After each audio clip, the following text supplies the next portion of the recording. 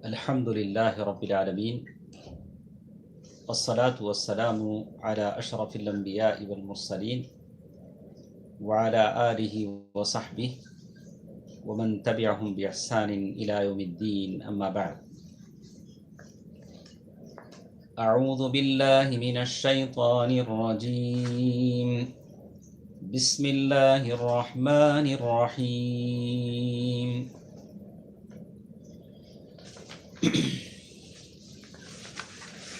لقد جاءكم رسول من أنفسكم عزيز عليه ما عنتم حريص عليكم بالمؤمنين رؤوف رحيم. فإن تولوا فقل حسبي الله لا إله إلا هو عليه توكلت وهو رب العرش العظيم. محترم حضرات خواتین، اللہ تبارک و تعالیٰ کا فضل و کرم ہے کہ رمضان کے ان مجلسوں میں آپ کا استقبال ہے. رمضان بڑی تیزی سے گزر رہا ہے. یہ 10واں دن ہے جس میں ہم لوگ شریک ہیں. اللہ تبارک و تعالیٰ جتنے ہمارے ساتھ ہیں، اللہ تبارک و تعالیٰ تمام کے روزوں کو، صدقہ زکوٰۃ کو، ذکر کو، تلاوت قرآن مجید کو، تراویح کی نماز کو، قیام اللیل کو اللہ تبارک و تعالیٰ قبول فرمائیں اور اس کا اجر عظیم عنایت فرمائیں. کل کے درس میں ہم نے سنا کہ اللہ کے نبی صلی اللہ علیہ وسلم کی معیشت، روزی روٹی کیسے ہوتی تھی. بہت ساری مثالیں ہمارے سامنے آئیں. یہ جو چیزیں ہم سنتے ہیں اللہ کے نبی صلی اللہ علیہ وسلم کے توسط سے اس لیے سنتے ہیں کہ اسے اپنی زندگی میں اتاریں، اپنائیں. لقد كان لكم في رسول الله اسوة حسنہ. اللہ کے نبی صلی اللہ علیہ وسلم بہترین نمونہ ہیں، بہترین نمونہ ہیں. تو ہم جو بھی سنیں اللہ کے نبی صلی اللہ علیہ وسلم کے طور طریقے کو اپنانے کی کوشش کریں. میں نے کل ایک حدیث جو صحیح مسلم کی ہے آپ کو نہیں سنایا تھا، اس لیے میں سناتا ہوں. توجہ سے سنیں، دیکھیں اللہ کے نبی صلی اللہ علیہ وسلم کی حالت کیا تھی. حدیث میں آتا ہے، ابو ہریرہ رضی اللہ تعالیٰ عنہ کی روایت ہے، کہتے ہیں بھوک سے بیتاب اللہ کے نبی صلی اللہ علیہ وسلم اپنے گھر سے نکلے. بھوک سے بیتاب ہیں، گھر سے نکلے ہیں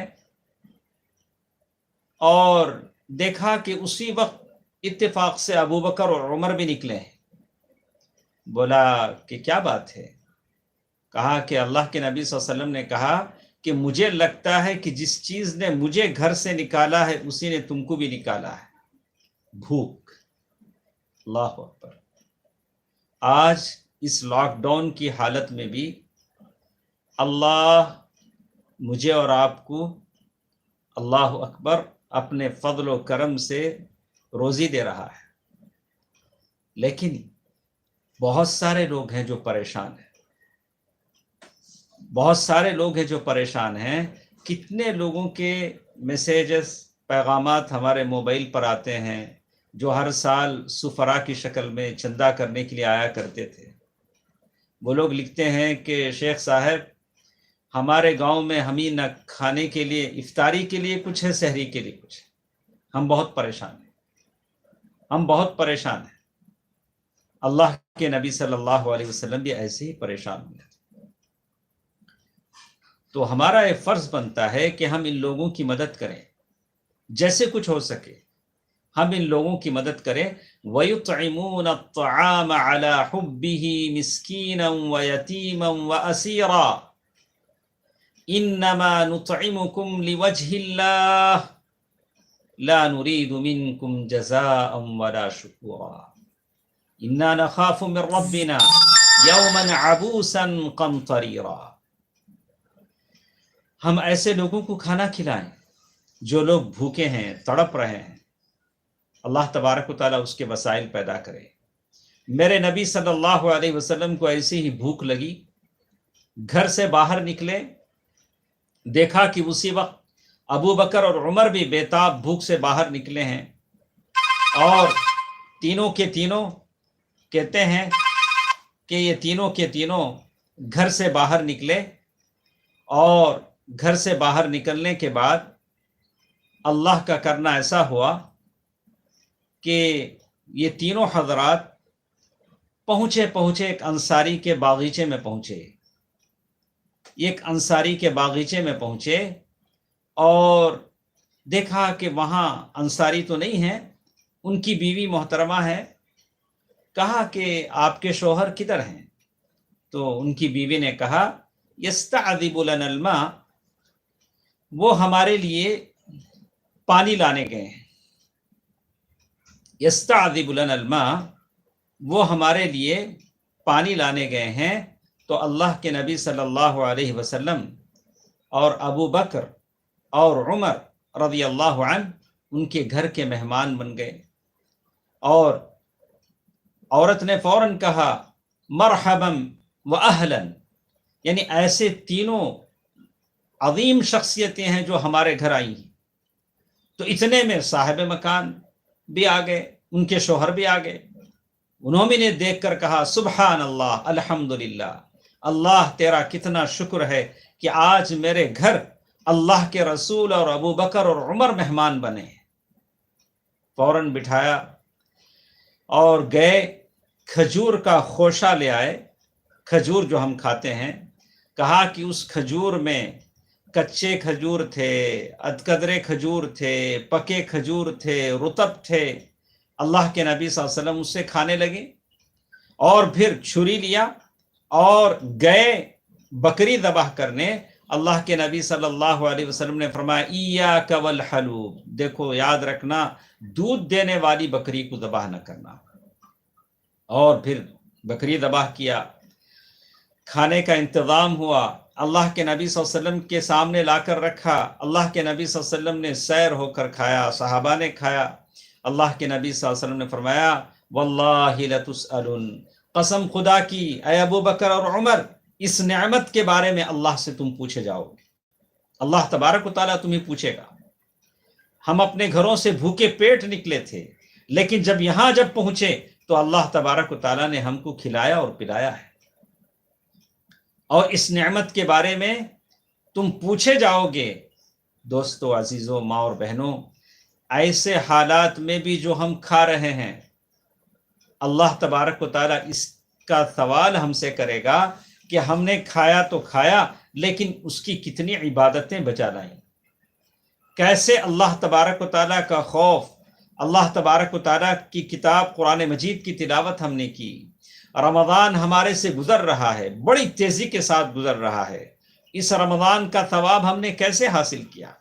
ایک مومن کے لیے اللہ تبارک و تعالیٰ کی عبادت کے لیے وہ جہاں بھی ہوتا ہے، جیسے بھی ہوتا ہے، جیسے بھی کچھ حالات آتے ہیں، وہ اللہ تبارک و تعالیٰ کی عبادت کرتا ہے۔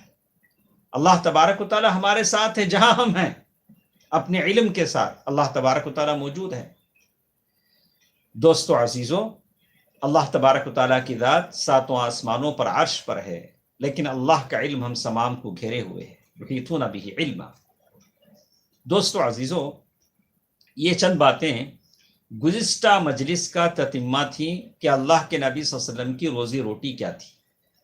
تو اللہ کے نبی صلی اللہ علیہ وسلم کی یہ حدیث، جس کو ابو ہریرہ رضی اللہ تعالی عنہ نے روایت کیا ہے، مجھے اور آپ کو یہ سبق دیتی ہے، پیغام دیتی ہے کہ ہم تمام کے تمام اللہ کے فضل و کرم سے اس بات کی کوشش کریں کہ اللہ تبارک و تعالیٰ سے جو بھی کھائیں، اللہ تبارک و تعالیٰ جو بھی مجھے اور آپ کو کھلائے، ہم اللہ تبارک و تعالیٰ کا شکر بجا لائیں۔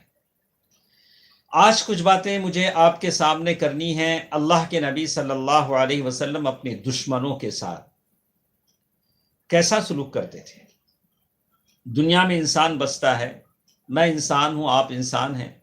وَجَعَلْنَا بَعْضَكُمْ لِبَعْضٍ فِتْنَةً، انسان دنیا میں جب آتا ہے تو اس کے کچھ دوست ہو جاتے ہیں، کچھ دشمن ہو جاتے ہیں۔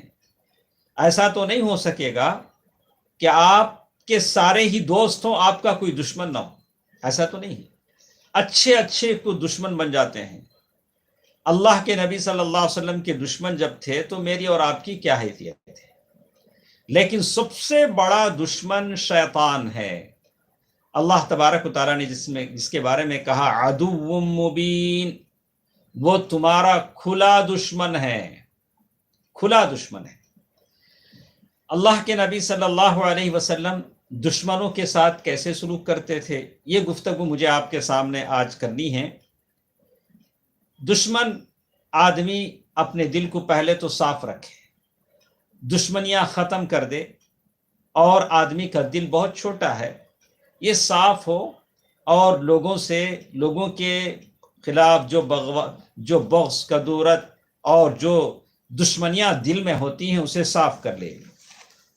اللہ کے نبی صلی اللہ علیہ وسلم کی تعلق سے اللہ تبارک و تعالیٰ نے سورۃ الانبیاء آیت نمبر 107 میں کہا وَمَا أَرْسَلْنَاكَ إِلَّا رَحْمَةً لِّلْعَالَمِينَ، ہم نے سارے جہاں کے لیے آپ کو رحمت بنا کر بھیجا ہے۔ آپ رحمت ہیں، صرف مسلمانوں کے لیے نہیں، سب لوگوں کے لیے، بنی نوع انسانی کے لیے آپ رحمت ہیں۔ ابن کثیر رحمہ اللہ نے کہا کہ اس رحمت کو ہم قبول کریں، ہم ان کافروں مشرکوں سے کہیں کہ دیکھو اللہ کے نبی صلی اللہ علیہ وسلم کی اس رحمت کو قبول کرو، ان تعلیمات کو قبول کرو، اللہ کے نبی صلی اللہ علیہ وسلم کے لائے ہوئے دین کو قبول کرو، پھر اللہ کی سجی سجائی جنت میں داخل ہو جاؤ۔ اللہ کے نبی صلی اللہ علیہ وسلم نے طائف کے ان دشمنوں کو معاف کیا جنہوں نے آپ کا سارا جسم لہو لہان کر دیا۔ ہاتھ اٹھایا تو اللہ رب ذوالجلال سے دعا فرمائی اللہم انی اشکو الیک ضعف قوتی وقلت حیلتی، یا اللہ میں کمزور ہوں، میری قوت کمزور ہے، اس کی شکایت میں تیری ہی سے کرتا ہوں۔ وقلت حیلتی، اب میرے پاس اسباب بہت کم ہیں۔ اللہ کے نبی صلی اللہ علیہ وسلم نے ہاتھ اٹھا کر اللہ سے دعا کی۔ دشمن بھرے کتنے ہی ہم کو گھیر لیں، لیکن اللہ سے ہم ہاتھ اٹھا کر دعا کریں۔ آج ہم جانتے ہیں، آپ سمجھتے ہیں کہ دشمنوں کے مکر کیسے کیسے ہیں۔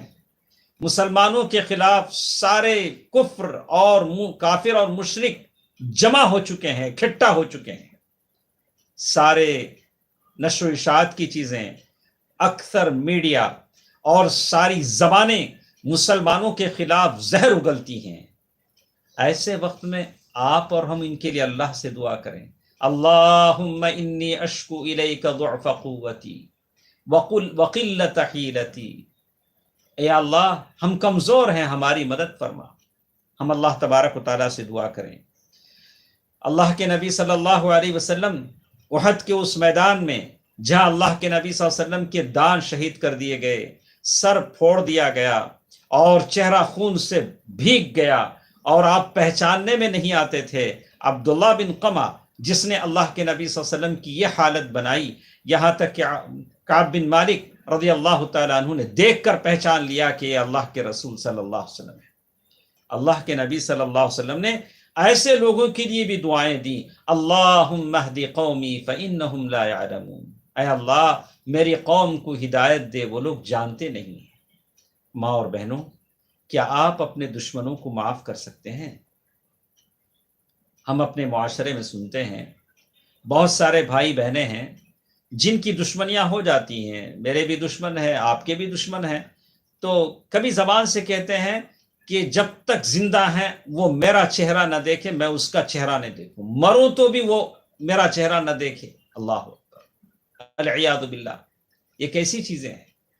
آدمی جب شیطان کے غلبے سے کوئی غلطی ہو جاتی ہے تو آدمی معاف کرنا سیکھے، آدمی عفو درگزر کرنا سیکھے۔ اللہ کے نبی صلی اللہ علیہ وسلم نے ہی اخلاق سکھائے ہیں۔ ایک سیرت کا ایک بڑا واقعہ آپ نے سنا ہوگا، واقعہ افک، جس میں اللہ کے نبی صلی اللہ علیہ وسلم کی پیاری چہیتی بیوی ام المؤمنین عائشہ رضی اللہ تعالی عنہا، جس کو پیار سے نبی کریم صلی اللہ علیہ وسلم حمیرا کہہ کر پکارتے تھے. کہا کہ اے عائشہ تو دنیا میں بھی میری بیوی ہے، جنت میں بھی میری بیوی ہے. اور جبریل امین نے مخمل کے کپڑے میں لپیٹ کر بتایا کہ یہ تمہاری بیوی ہے. وہ ام المؤمنین عائشہ رضی اللہ تعالی عنہا ہے. وہ بڑی فخر کے ساتھ کہتی ہیں مات رسول اللہ صلی اللہ علیہ وسلم بین حجری و نحری، اللہ کے رسول صلی اللہ علیہ وسلم میرے گود میں انتقال کر گئے. ام المؤمنین عائشہ رضی اللہ تعالی عنہا بڑے فخر کے ساتھ کہتی تھیں کہ انتقال سے پہلے میرے منہ کا لعاب آپ کے منہ سے لعاب سے ملا کہ میں نے مسواک نرم کر کے دیا. اللہ کے نبی صلی اللہ علیہ وسلم نے اس مسواک اپنے دانتوں پر مسواک کیا. ایسی چہیتی بیوی پر لوگوں نے الزام لگایا. واقعی بڑی تفصیل کے ساتھ اللہ نے قرآن مجید میں ذکر کیا ہے. ان لوگوں کو بھی اللہ کے رسول صلی اللہ علیہ وسلم نے معاف کیا. آدمی اپنی بیوی اپنی اولاد کے بارے میں بڑا غیرت مند ہوتا ہے. اللہ کے نبی صلی اللہ علیہ وسلم نے اس کے باوجود ایسے دشمنوں کو معاف کیا جنہوں نے اللہ کے نبی صلی اللہ علیہ وسلم کی بیوی چہیتی بیوی پر الزام لگایا. ان الذين جاءوا بالافك عصبة منكم لا تحسبوه شرا لكم بل هو خير لكم. سورۃ النور آیت نمبر 11 میں اللہ تبارک و تعالیٰ نے تفصیل سے کہا. اور یہ الزام لگانے والوں میں سب سے صف اول میں مطلب سب سے مقدم اور آگے جو تھا عبداللہ بن ابی بن سلول، جو مدینے کے منافقوں کا سردار بیٹا مسلمان تھے. اور یہ ایسا آدمی تھا جو منافقوں کا سردار تھا اور یہ الزام لگانے میں سب سے آگے تھا. اللہ کے نبی صلی اللہ علیہ وسلم نے ایسے آدمی کو معاف کیا اور کہا کہ آپ حکم دے تو ہم اسے قتل کر دیں. کہا کہ نہیں، میں نہیں چاہتا. اور یہاں تک کہ انتقال ہونے کے بعد ان کے بیٹے آئے اور کہا کہ اللہ کے نبی صلی اللہ علیہ وسلم آپ اپنی قمیص دے دیں تاکہ وہ میرے باپ کی کفن بن جائے. باپ منافقوں کا سردار ہے، زندگی بھر نبی رحمت کو تکلیف دیتا رہا. اللہ کے نبی صلی اللہ علیہ وسلم نے صبر کیا اور اپنی قمیص دے دی. بہت سارے ایسے بھی ہیں کہ اگر ہم اپنی زندگی میں کہتے ہیں کہ اگر وہ مر بھی جائے تو میں کفن میں بھی اس کا چہرہ نہیں دیکھوں گا. یہ ہماری زبانوں سے نکلتا ہے، العیاذ باللہ. بہت سارے لوگ ہیں ایسا لوگ کہتے ہیں، لیکن نبی رحمت نے اب اس منافق کے لیے اپنی قمیص دے دی. اور بیٹے نے کہا کہ ابا کی جنازے کی نماز پڑھا دیجئے. عمر فاروق راضی نہیں ہیں، پیچھے سے آئے اور اللہ کے نبی صلی اللہ علیہ وسلم کو ادب سے پیچھے کرنے لگے. کہا اے اللہ کے رسول، آپ اس آدمی کا جنازہ پڑھائیں گے جو زندگی بھر تا دم نفس آپ کی گستاخی کرتا رہا، آپ کو تکلیف دیتا رہا، آپ کیسے جنازہ پڑھائیں گے؟ اللہ کے نبی صلی اللہ علیہ وسلم فرمایا کہ عمر پیچھے ہٹو، چھوڑو، مجھے پڑھانے دو. اور اللہ تبارک و تعالیٰ نے مجھے اختیار دیا، استغفر لهم او لا تستغفر لهم ان تستغفر لهم 70 مرة فلن يغفر الله. اللہ مجھے اور بھی کہتا تو 70 سے زائد مرتبہ بھی میں اس کے لیے معافی چاہتا. نبی رحمت کا سلوک دشمنوں کے ساتھ ایسا ہے. دوستو، عزیزوں، ماں اور بہنوں، تھوڑا سا تأمل کریں، سوچیں، آنکھ بند کر کے سوچیں میرے اور آپ کے کتنے دشمن ہیں. کیا ہم ان کو معاف کر سکتے ہیں؟ اتنا بڑا دل آپ کے پاس ہے، اتنا عزم ہے، آپ کے دل میں اتنی وسعت ہے کہ ہم اپنے دشمنوں کو معاف کر سکیں؟ اسی عفو درگزر کے نہ ہونے کی وجہ سے مسلمانوں کی کتنے املاک ہیں جو غیروں کے ہاتھوں چڑھے ہوئے ہیں. مسلمانوں کے کتنے خاندانی تعلقات ہیں بگڑے ہوئے ہیں. آپس میں وہ ایک دوسرے کا تعاون اور سپورٹ نہیں کر پا رہے ہیں صرف ان دشمنیوں کی وجہ سے. اگر یہ ختم ہو جائے تو مسلم قوم کو کوئی طاقت آنکھ دکھا نہیں سکتی. اللہ کے نبی صلی اللہ علیہ وسلم کے سلوک ہے. اور یہاں تک کہ اللہ تبارک و تعالیٰ کی طرف سے آیت آتی ہے وَلَا تُصَلِّ عَلَىٰ أَحَدٍ مِّنْهُمْ مَاتَ وَلَا تَقُمْ عَلَىٰ قَبْرِهِ. حضرت عمر رضی اللہ تعالیٰ عنہ کی بات کی موافقت میں اللہ تبارک و تعالیٰ کی طرف سے حکم آتا ہے کہ آئندہ سے ایسے لوگوں کا جنازہ نہ پڑھایا جائے. لیکن اللہ کے نبی صلی اللہ علیہ وسلم کا سلوک تھا اس منافق کے ساتھ جس نے آپ صلی اللہ علیہ وسلم کے ساتھ ایسی گستاخی کی۔ اور بھی میرے نبی صلی اللہ علیہ وسلم قرض لیتے بھی تھے۔ انسان کو زندگی میں بہت ساری ضروریات پڑ جاتی ہیں، لیکن آدمی قرض لیتا ہے۔ میرے نبی صلی اللہ علیہ وسلم نے بھی قرض لیا، تو قرض مانگنے کے لیے ایک آدمی آیا اور اس نے کہا کہ آپ کا خاندان ایسی ہے، قرض لیتے ہیں وقت پر دیتے نہیں ہیں۔ سارے صحابہ کی جھرمٹ میں اللہ کے نبی صلی اللہ علیہ وسلم بیٹھے ہیں، آنے والا اس بے ادبی کے ساتھ تقاضا کر رہا ہے کہ آپ میرا قرض کب دیں گے؟ اللہ کے نبی صلی اللہ علیہ وسلم کی اس طرز گفتگو پر صحابہ کرام میں حضرت عمر رضی اللہ تعالیٰ عنہ نے کہا کہ کیسے تم بات کر رہے ہو؟ اللہ کے نبی صلی اللہ علیہ وسلم سے کس انداز میں اپنا قرض پوچھ رہے ہو؟ اللہ کے نبی صلی اللہ علیہ وسلم نے کیا کہا؟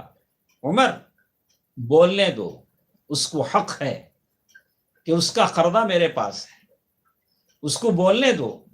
اچھا ہوتا کہ تم مجھے نصیحت کرتے حسن ادا کی، اسے نصیحت کرتے حسن مانگ کی، کہ تم اچھے طریقے سے مانگو اور میں اچھے طریقے سے دوں۔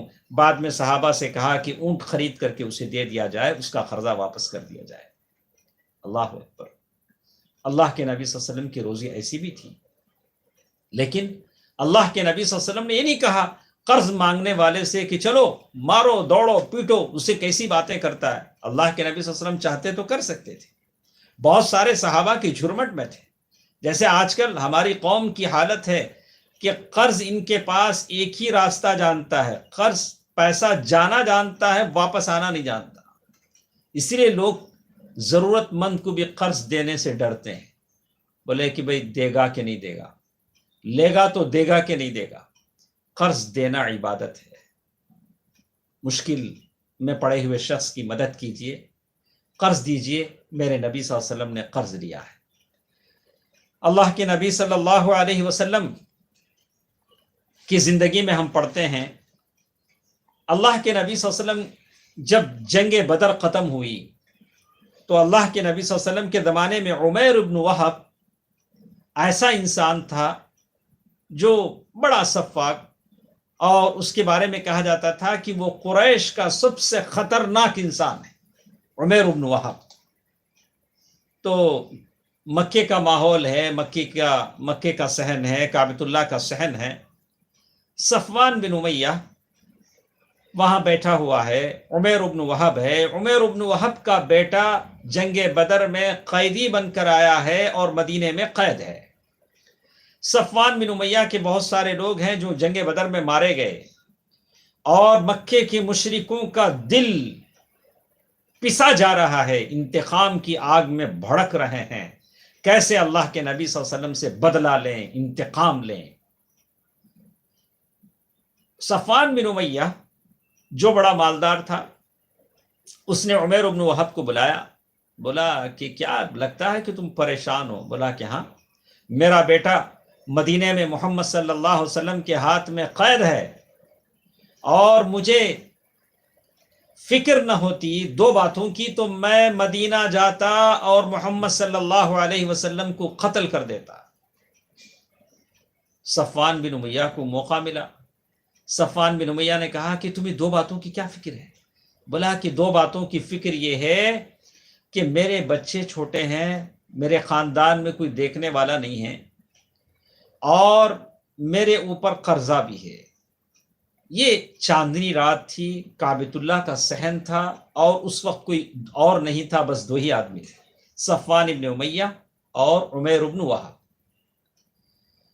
اللہ کے نبی صلی اللہ علیہ وسلم تو مدینے میں ہیں، تو صفوان نے فوراً کہا اچھا ایسی بات ہے، تو دیکھو ایسا کرتے ہیں کہ وہ دونوں چیزیں میرے ذمہ ہیں، آج ہی سے تیاری کرو، اپنے آپ کو تیار کرو کہ تم سیدھے مدینہ جاؤ اور محمد صلی اللہ علیہ وسلم کو قتل کر دو۔ بڑا اچھا موقع آتا ہے۔ تو وہ گھر واپس آیا اور اپنے تلوار کو زہر میں بھگویا، اور پھر بڑی تیزی کے ساتھ مدینے کی طرف روانہ ہوا، اور مسجد نبوی کے صحن میں پہنچا۔ صحابہ کرام ہیں اور سارے موجود ہیں، اس کی نظر اس پر سب سے پہلے حضرت عمر کی نظر پڑی. حضرت عمر رضی اللہ تعالیٰ عنہ دیکھتے ہی پہچان گئے، بولے کہ یہ عمیر ابن وہب آیا ہے. عمیر ابن وہب کے بارے میں تو مشہور تھا کہ یہ قریش کا سب سے خطرناک انسان ہے.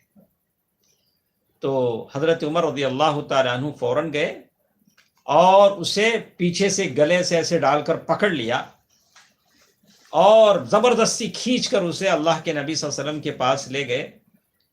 اور اس کے پاس تلوار بھی تھی جس کو اس نے زہر میں بھگویا تھا. تو اللہ کے نبی صلی اللہ علیہ وسلم اپنے دشمنوں کے ساتھ رحیمانہ سلوک کرتے تھے. اللہ کے نبی صلی اللہ علیہ وسلم نے فرمایا کہ اے عمر، چھوڑو اس کو، چھوڑو اس کو، چھوڑو.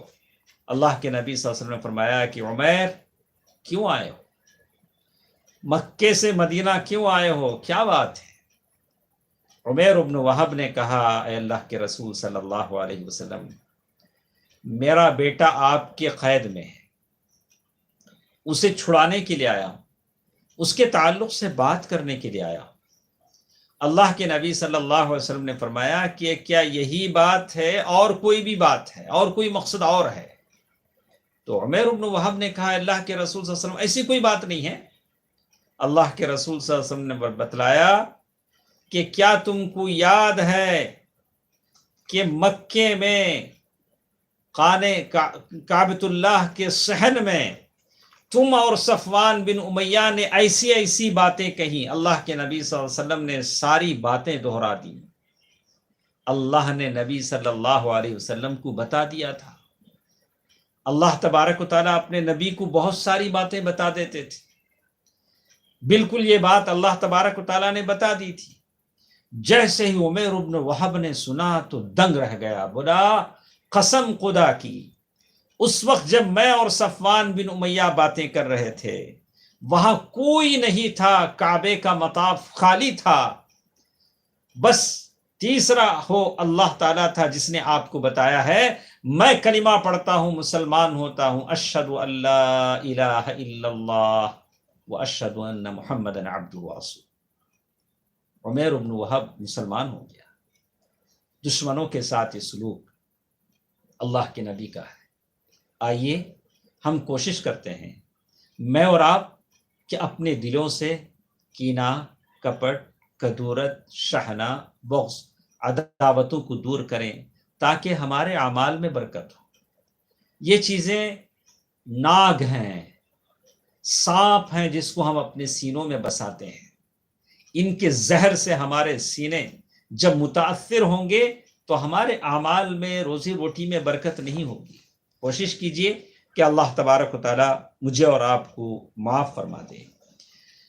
چلیے ایک اور واقعے کی طرف میں چل اپنی بات ختم کرتا ہوں. وہ ہے اللہ کے نبی صلی اللہ علیہ وسلم ہیں. اس دنیا میں بہت ساری تکلیفیں ہم کو دوسروں سے ہوتی ہیں. کبھی دوسرے ہمیں غلط ناموں سے پکارتے ہیں، غلط القاب سے پکارتے ہیں، اور دعا دینے کے بجائے بد دعائیں بھی دیتے ہیں، اور غلط غلط باتیں میرے اور آپ کے تعلق سے کہتی ہیں. یہ دنیا کی حقیقت ہے. اگر میں سارے دنیا والوں سے یہ یقین رکھوں، یہ امید رکھوں کہ سارے میری تعریف کریں، میں تو یہ رکھنا غلط ہے اور یہ امید بھی غلط ہے. الا ماشاء اللہ. کہتے ہیں اللہ کے نبی صلی اللہ علیہ وسلم صحابہ کے ساتھ اپنی بیوی ام المؤمنین عائشہ رضی اللہ تعالی عنہا کے ساتھ بیٹھے ہیں. یہودی کچھ لوگ آتے ہیں، اور یہودیوں کی یہ عادت ہے کہ وہ جب بھی بولتے تھے، مسلمانوں کے پاس آتے تھے تو ایسی بات بولتے تھے جس کے دو مطلب ہوں، اور بات کو توڑ مروڑ کر پیش کرتے تھے کہ معنی غلط نکلے. اللہ کے نبی صلی اللہ علیہ وسلم کے پاس آئے، کہا السلام علیک، السلام علیک. السلام علیک کا معنی تھا کہ تم پر موت آئے. السلام موت کو کہتے ہیں. السلام علیکم کے بجائے انہوں نے کہا السلام علیک. ام المؤمنین عائشہ رضی اللہ تعالی عنہ سمجھ گئی کیا یہ لوگ کہہ رہے ہیں. ماشاء اللہ ام المؤمنین عائشہ رضی اللہ تعالی عنہ، اللہ نے بڑی فراست دی تھی، بڑی سمجھدار خاتون تھیں. ہاں آپ کی زندگی کے ہم پہلو دیکھیں گے تو ہماری عقل حیران رہ جائے گی. ام المؤمنین عائشہ رضی اللہ تعالی عنہ کیسی سوالات اللہ کے نبی صلی اللہ علیہ وسلم سے کرتی تھیں. کہا کہ ان یہودیوں کی باتوں کو ام المؤمنین عائشہ رضی اللہ تعالی عنہ سمجھ گئی کہ یہ لوگ کیا کہہ رہے ہیں. فوراً عائشہ رضی اللہ تعالی عنہ نے کہا کہ موت تم کو آئے میرے نبی کو نہیں. عورت اپنے شوہر کے بارے میں بڑی خوددار ہوتی ہے. یہ بھی الگ مسئلہ انشاءاللہ ہم بعد میں پیش کریں گے کہ یہ اب ہماری درس کا عنوان تھا کہ اللہ کے رسول صلی اللہ علیہ وسلم اپنے دشمنوں کے ساتھ کیسے ہیں. آگے ہمارا عنوان یہ بھی آئے گا کہ اللہ کے رسول صلی اللہ علیہ وسلم اپنی بیویوں کے ساتھ کیسے ہوں گے، یہ آئے گا. تو کچھ خواتین ہوتی ہیں اپنے شوہر کے بارے میں بڑی غیرت مند ہوتی ہیں، اچھا برا صبر کر لیتی ہیں. کچھ خواتین ہوتی ہیں جو اپنے شوہر کی چھوٹی موٹی غلطی کو ہر جگہ بولی پھرتی ہیں، فون لگایا اس کو بولا اس کو بولا اس کو بولا، ہاں بعد میں افسوس بھی ہوتا ارے میں نے اپنے گھر کی عزت اپنے ہاتھوں سے ڈھا لی.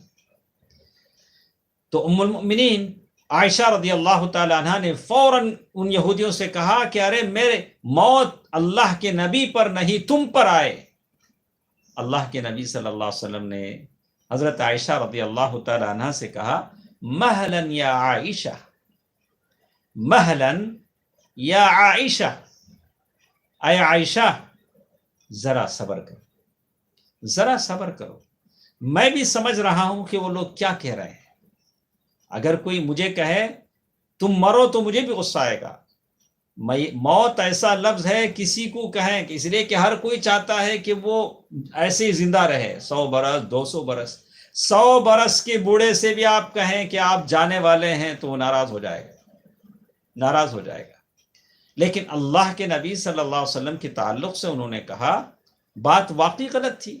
اللہ کے نبی صلی اللہ علیہ وسلم السلام علیکم، ایک دوسرے پر ہم سلامتی کی دعا کرتے ہیں، خاص کر ان دنوں میں ہم ایک دوسرے کے لیے سلامتی کی دعا کریں. لیکن انہوں نے جو لفظ استعمال کیا اللہ کے نبی، بہرحال مرنا تو ہر ایک کو اپنے وقت پر ہے.